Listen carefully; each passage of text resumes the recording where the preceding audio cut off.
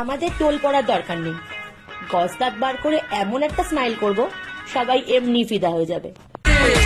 আরে মামনি, তোমাকে স্মাইল করার কোনো দরকার নেই। তুমি এখন যেরকম ভাবে আছো না সেই রকম ভাবে তার দিকে তাকিয়ে একটু পোজ দিয়ে দেবে, তাহলেই দেখবে সে ফিদার সাথে সাথে না রকা হয়ে যাবে। আমি কথা দিচ্ছি।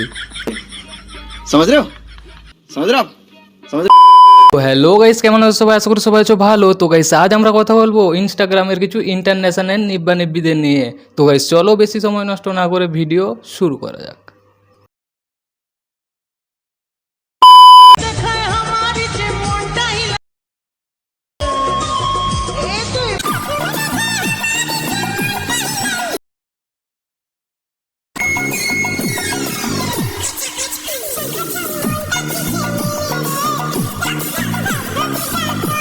ও হো সেক্সি বয়, বলছি ভাই তোর মধ্যে এত রস আসে কোথা থেকে বে? কই আমাদের মধ্যে তো আছে না।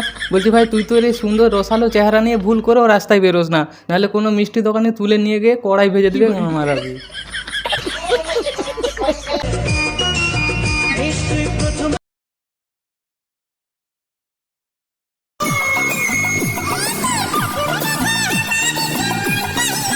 আর দেখেছো মামনির মধ্যেও কম রস নেই। মামনির দ্বারা যদি সম্ভব হতো না তাহলে ইনস্টাগ্রামটাকেও ক্রোম বানিয়ে দিত।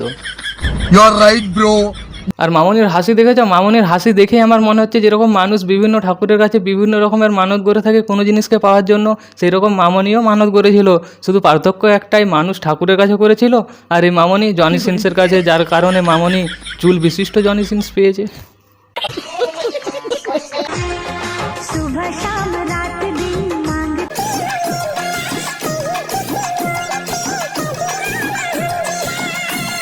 আরে মামনি তুমি চাপ নিও না, তোমরা দুজনে কখনোই আলাদা হবে না, আমি কথা দিচ্ছি। কারণ ছাবরি ছাবরিকে ছাড়া থাকতেই পারে না বাড়া। আর তোমরা কি শুধু ছাবরি, তোমরা হলে ছাবরি আলট্রা প্রো ম্যাক্স। তুমি চাইলেও যেতে পারবে না, কারণ ও বকাচোদা চম্বুকের মতো চিটে থাকবে।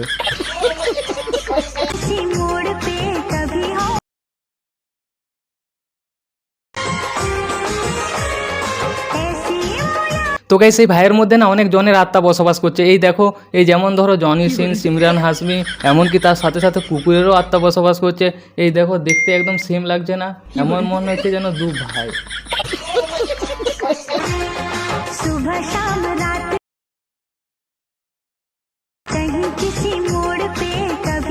বলছি ভাই, ঈশ্বরচন্দ্র বিদ্যাসাগর বিধবা বিবাহ করতে বলেছিল, বাল্য বিবাহ করতে বলেন রে বোকাচোদা। শালা বই ব্যাগের বোঝ উঠানোর বয়সে বইয়ের বোঝ উঠাচ্ছে বাড়া।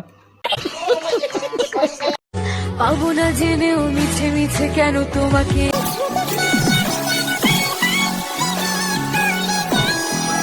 তা যখন জানোই তাকে পাবে না, তাহলে কেন পাগল চুদির মতো পিছনে পিছনে ঘুরছো? যাও গিয়ে বাসন টাসন মাজো। তা নয় ইনস্টাগ্রামে এসে মুজরা করছে। হ্যাঁ,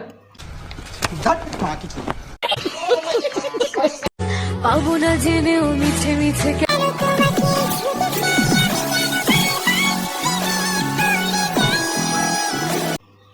কি প্রেমে পড়ে যাও? আরে মামনি তুমি ভুল করে এই অবস্থায় রাস্তাঘাটে বেরিও না। আমার তো হেভি ভয় করছে ইয়ার। আমার তো মনে হচ্ছে তুমি প্রেমে পড়ার আগেই ঝড়ে পড়ে যাবে। দেখো মামনি, তুমি যার প্রেমে পড়বে তাকে ভালো মুখে একটা কথাই বলবে যে দেখো, গোলাপ দিয়ে তো সবাই প্রপোজ করে, তুমি না হয় আমাকে ভিটামিনের বোতল দিয়ে প্রপোজ করো, যাতে আমি পরে ভিটামিন খাওয়াতে পারি। আমাদের টোল পড়ার দরকার নেই, গজ দাঁত বার করে এমন একটা স্মাইল করব সবাই এমনি ফিদা হয়ে যাবে।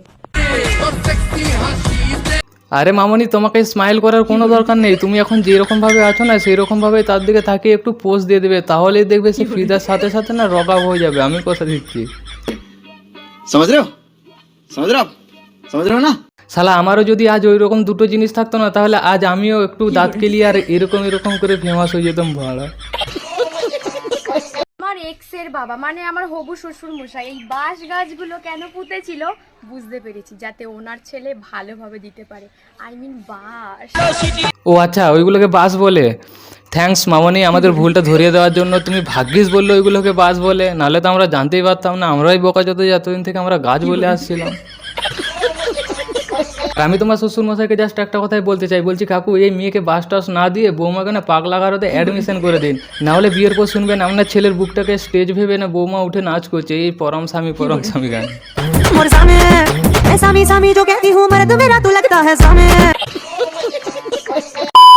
তো হ্যালো গাইস, আজকের জন্য এটুকু। যদি ভিডিওটা ভালো লাগে তাহলে লাইক কমেন্ট শেয়ার সাবস্ক্রাইব করে দাও।